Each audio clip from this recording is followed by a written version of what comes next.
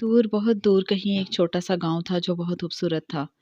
یہ گاؤں ایک پہاڑی پر واقع تھا۔ گاؤں کے لوگ بہت خوشحال نہ تھے، ان کا زیادہ تر گزارا کھیتی باڑی پر تھا۔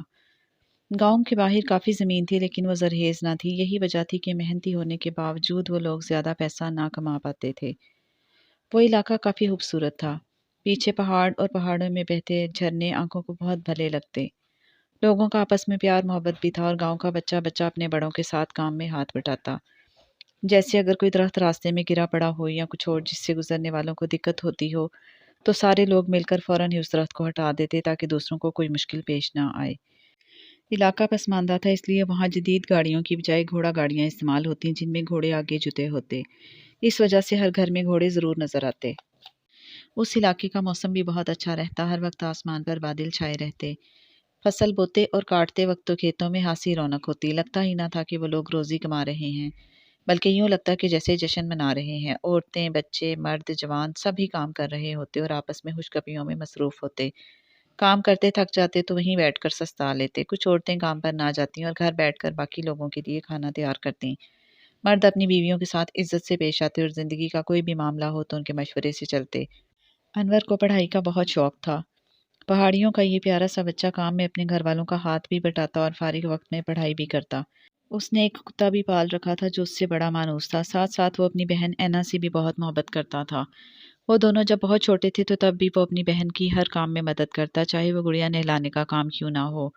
لیکن بڑے ہونے پر اس کی بہن کو پڑھائی میں کوئی دلچسپی نہ رہی۔ انور بڑا سمجھاتا مگر وہ کتابوں کو ہاتھ بھی نہ لگاتی۔ گھر کے کام سے فارغ ہو کر وہ چرخا کاٹنے لگتی، جس پر کام کر کے وہ کچھ پیسے کما لیتی تھی۔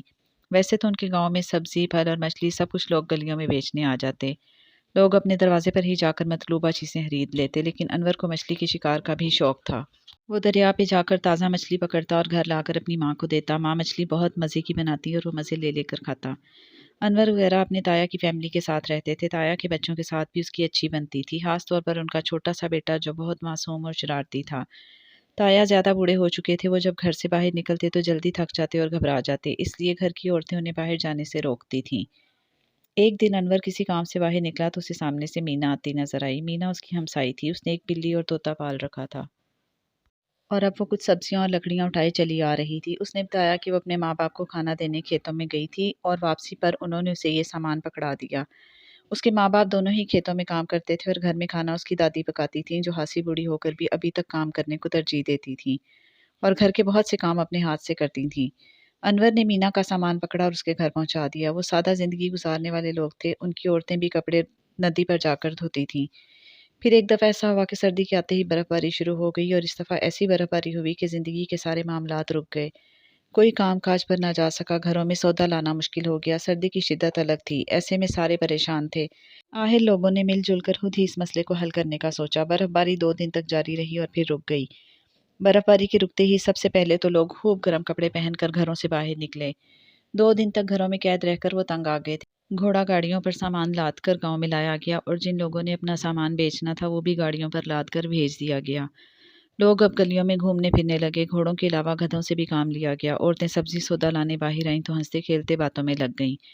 مائیں بھی اپنے بچوں کو خوب گرم کپڑے پہنا کر باہر نکلی۔ بچوں نے تو اب برف پر کھیل کود شروع کر دی اور برف پر پھسلنے والی گاڑیوں پر بیٹھ کر خوب مزہ کیا۔ ساتھ ہی ساتھ بچوں اور بڑوں نے مل کر کافی لکڑیاں جمع کیں جو رات کو گاؤں سے باہر آگ کا الاؤ جلانے کے کام آ سکیں، جس کے جلنے پر سارے گاؤں والے وہاں جمع ہو جاتے اور اچھا وقت گزارتے۔ ان کے پیار محبت اور آپس کے اچھے سلوک نے یہ مشکل بھی آسان کر دی تھی۔ اب وہ ہر مشکل میں پریشان ہونے کی بجائے اس کو حل کرنا سیکھ گئے تھے اور یہ اسی لیے ممکن تھا کہ وہ لوگ اکٹھے تھے اور ایک دوسرے کے دکھ سکھ کے ساتھی تھے۔ اس سے ہمیں یہ بھی سبق ملتا ہے کہ اپنی اور دوسروں کی زندگی آسان بنانے کے لیے ضروری ہے کہ ہم مل جل کر رہیں اور نفرتوں اور نااتفاقیوں کو زندگی میں جگہ نہ دیں۔ اور بچوں، اس کے ساتھ ہی ہماری آج کی یہ کہانی ختم ہوئی۔ آپ جلدی سے اس ویڈیو کو لائک اور شیئر کر دیں اور ہمارے چینل کو بھی سبسکرائب کر دیں۔ اللہ حافظ۔